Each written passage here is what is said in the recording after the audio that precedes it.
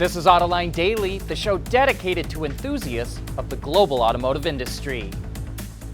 The coronavirus will have a big impact on the Japanese auto industry.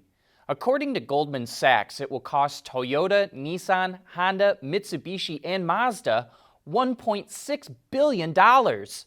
Analysts at the bank say those automakers will build 580,000 fewer vehicles from January to April, compared with its previous estimates. It also says global sales for all automakers will drop 3.5% in 2020, rather than the 0.3% it previously forecasted.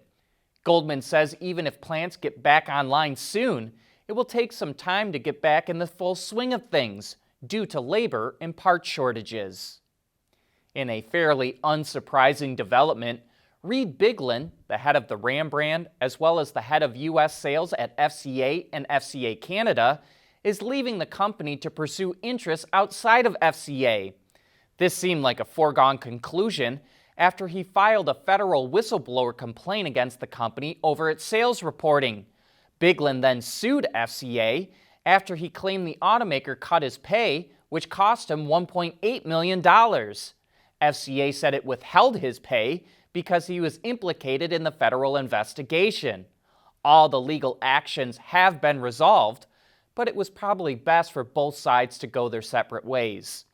FCA will split his duties between 3 people instead of promoting one person. Jeff Kammer is now head of U.S. sales, David Buckingham was named head of FCA Canada, and Mike Koval will take over the Ram brand on an interim basis.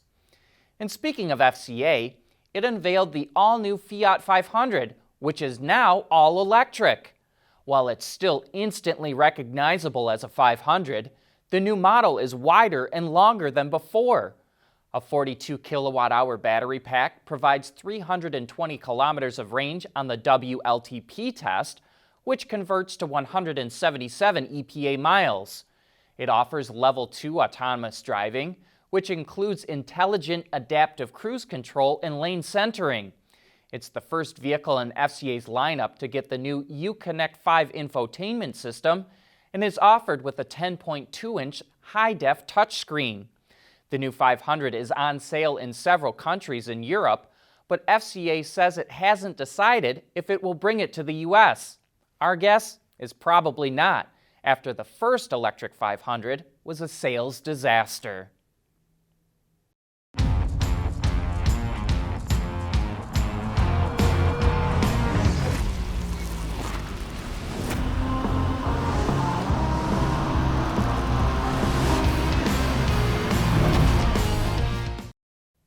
General Motors presented a comprehensive review of its electric car strategy yesterday, and it seems impressive. GM says all of its brands will offer EVs so it can compete in every market segment and at every price point. Its goal is to sell 1 million EVs a year in the US and China by the middle of the decade. There is so much to cover, we'll just hit some of the highlights right now. But later this afternoon, we're going to get into all the details on Autoline After Hours. Joining us for the show are Christy Schweinsberg from Ward's Intelligence and Joe White from Reuters. They were at GM's presentation, and so were John and Gary. So if you're into electric cars, you're not going to want to miss the show, which gets going live at 3 p.m. Eastern Time on our website and YouTube channel. Okay, now some of the highlights of the presentation. GM is going to make the cells, battery packs, and electric motors in-house. It will be vertically integrated with its EV effort. It's even branding its EV batteries, calling them Ultium. GM is going with pouch cells, which have a long rectangular shape. To cut the cost of these lithium batteries, GM got rid of 70% of the cobalt by going with NMCA cathodes, or nickel manganese cobalt aluminum. It says it can make these cells for $100 per kilowatt hour, down from about $145 for the batteries used in the Chevrolet Bolt. Each pouch has the energy equivalent of 20 cylindrical battery cells like Tesla uses, but the pouches can be packaged more efficiently. The pouches are installed in a series of modules or boxes that fit into the battery tray. The pouches can be mounted vertically or horizontally, depending on the application. And the tray itself is a structural member of the vehicle, with a perimeter frame and cross members.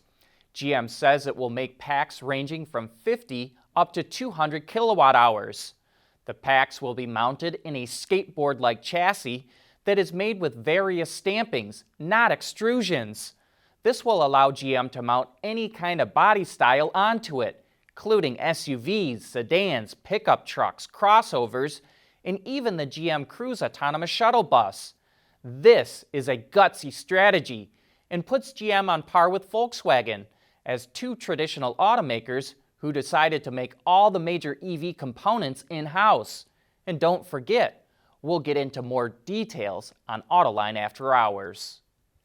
The electrification company Equipmake and additive manufacturing company Hyeta, which are both located in the UK, are creating the world's most power-dense permanent magnet electric motor. Codename Ampere, it will use 3D metal printing to make it lighter, smaller, and more thermally efficient than conventional permanent magnet motors. They're targeting peak power of 220 kilowatts at 30,000 RPM and a weight of less than 10 kilograms, or about 22 pounds.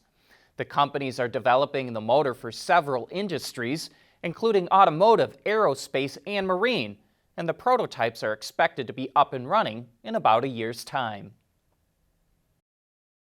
Autoline Daily is brought to you by Bridgestone Tires. Your journey, our passion. Genesis revealed the all-new G80 sedan. It looks lower and sleeker than before and features a unique lighting element that extends from the headlamps to behind the front fenders and is mirrored in the rear taillights. Genesis designers say this will make the car recognizable in seconds. The grille design is copied over from the new GV80 SUV, and note how the oval section at the rear has been scalloped out. The interior is minimal and less cluttered, and is highlighted by a 14.5-inch center display screen. The new G80 will have all new powertrains and driver assistance systems, which I'm sure we'll learn more about before its debut in the Korean market later this month. Today's cars are loaded with new technology, but even though they're paying for it, a number of owners turn those functions off. According to a survey from insurance.com, 10% of respondents admitted to disabling safety features, and the most frequent are lane keeping assist, smart headlights, lane departure warning, and automatic parking. Men are a bit more likely to turn off safety features compared to women, but they disable different features. Men tend to turn off automatic parking, blind spot warning, and reverse monitoring, while women disable smart headlights and drowsy driver alerts. Goodyear showed an interesting concept for a non-pneumatic or airless tire. At its core is a reloadable pod that's filled with a biodegradable tread compound. As the tread wears, the compound is squeezed up through vents, almost like when you made Play-Doh spaghetti as a kid. The tread compound is reinforced with spider silk to ensure its durability. And depending on the conditions or terrain you might be driving on, you just load in another pod with a different compound. While ideas like this are far-fetched, we are seeing more interest for airless tires, especially from commercial and ride-hailing fleets, because the longer you can keep a vehicle on the road and out of the shop, the more money they can generate. But that's it for today. Thanks for watching, and please join us again tomorrow.